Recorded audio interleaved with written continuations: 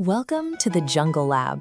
We're stepping into the role of researchers today to put some hands-on experiments to the test. This is Dottie, our guide for the day. She's helping us explore a vital concept. God is our safe place. Whenever you hear those words, fling your fingers out and say, "Wow, God!" Let's practice. God is our safe place. Excellent. Our research today involves two specific physical challenges. We will engineer towering nested bubble structures, and then we'll activate the potential energy of mechanical flutterflies. By observing the physical properties of these projects, we can see exactly how God builds protection into the design of the real world. Scientific results depend on precision rather than guesswork. To build bubbles strong enough for our experiment, we have to follow the formula exactly. This diagram shows our ratio: 8 ounces warm water, 1 tablespoon sugar, 2 tablespoons dish soap. Structural integrity starts with sugar. It must be completely dissolved before adding soap, or the chemical bond won't hold the layers. Now dip your fingers into your finished solution. Smear a generous, even layer across your plastic plate to create a slippery, wet base. This wet surface represents the forest floor. In a real rainforest, the canopy blocks the sun and traps moisture, creating a humid environment. This damp foundation is the first layer of defense God designed for the forest's smallest inhabitants. Without this moisture, the entire ecosystem would collapse. Take your jumbo straw and dip it into the solution. Place it straight down against the wet plate and blow gently to create a large dome.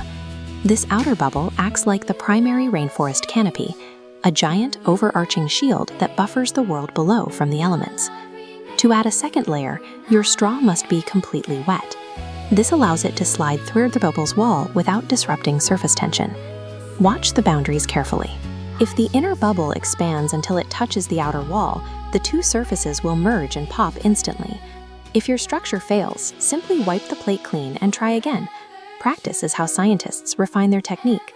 These nested bubbles show us how the rainforest functions, one protective environment nested securely inside another. God builds these redundant layers of protection to ensure His creation has what it needs.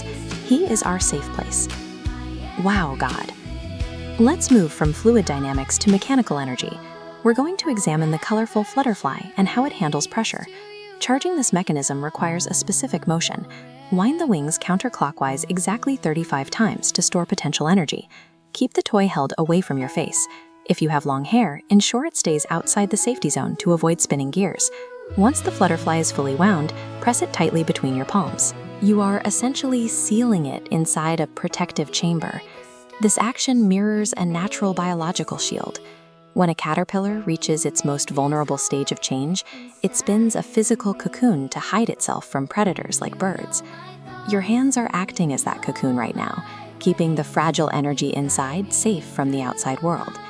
This period of being hidden and wrapped up in the dark is a vital part of the growth process. It's where the most important changes happen. Hold that tension between your hands. We're going to release all that stored energy on the count of 3.